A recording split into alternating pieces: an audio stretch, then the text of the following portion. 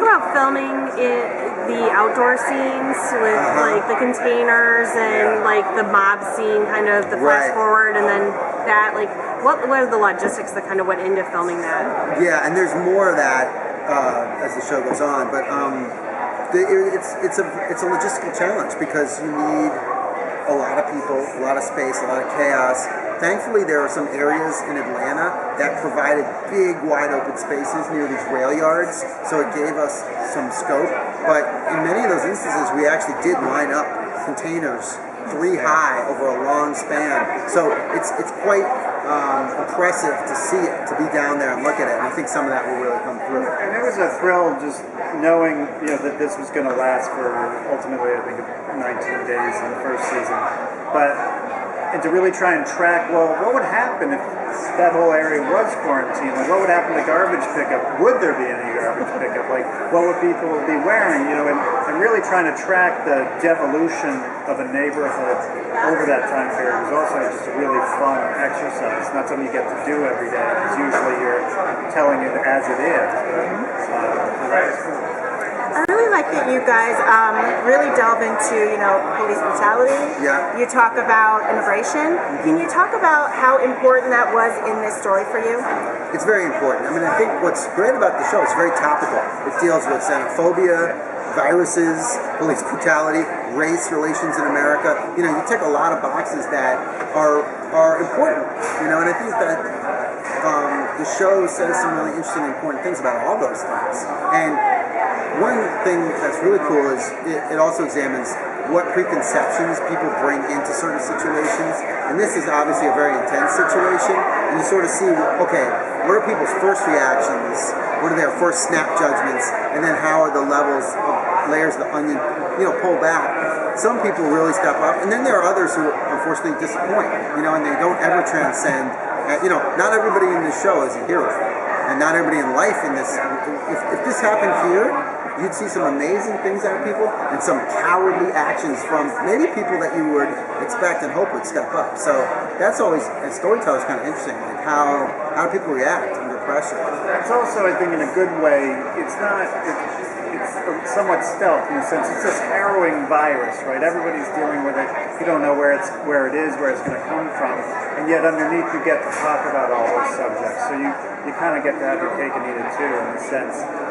Those issues are there regardless, given Atlanta, given the virus, and then so you get to, it's a compelling story of people getting this disease, but then underneath are all these great issues as well. So I know the show is an adaptation of a European show, and we've seen lots of disaster movies. But where did you get ideas for what you were doing in the show itself? We did a lot of research. We had a person at CDC who was a consultant. We read a lot of books about Ebola, because that's probably the closest approximation as to what this virus is. Also, the bird flu, what happened in Hong Kong. So really, there is a lot of research. Unfortunately, it's happened a lot around the world. It hasn't happened in this country, knock on wood.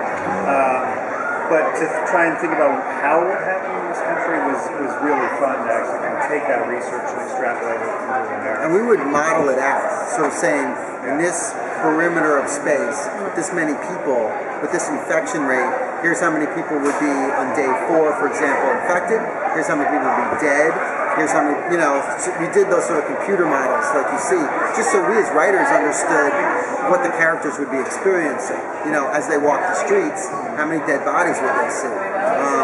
So it's fun on one level, and it's also kind of scary to live in that place because, you just wouldn't want it to happen. The more research you do, the more scared you become. Yeah. It's real.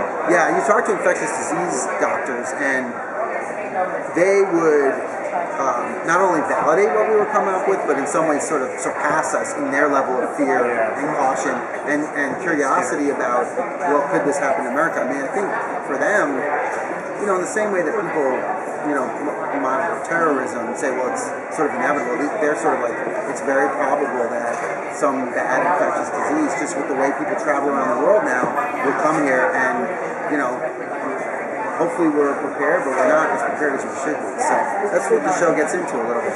Is there a character that you predict either the audience is going to absolutely love and gravitate to, or love to hate and still gravitate to? Both. I mean, there's plenty of both. Yeah. I mean, but like for you, like who do you predict? I mean, is that going to be? Well, obviously Chris Wood had a large fan base going into this. I think his fan base is going to be even bigger as a result. Kristen, who plays Katie, is just mind-blowing. I'm not sure she'd done anything before this, but she came out with everybody away. But I think all our actors were very proud of them. They did excellent work. So it'd be like picking which child is going to be the most popular one. I'd rather not, stake a bet on that. Yeah. Really quick, CW is selling this as an event series. My understanding is that it's not intended to be a closed-ended event series. Is that correct? Can you talk a little bit about that? Accurate. Yeah, I mean, I think it's sort of like a novel where you read it and it has a natural endpoint, and people that read that novel will feel satisfied. Having said that, there's so many more stories that we could tell. So I think in the same way, like, for example, Under the Dome was framed up as an event series, and then they were able to do more. So I think given the opportunity to tell more stories, we absolutely could, but it is a very compelling, close-ended story in its own right.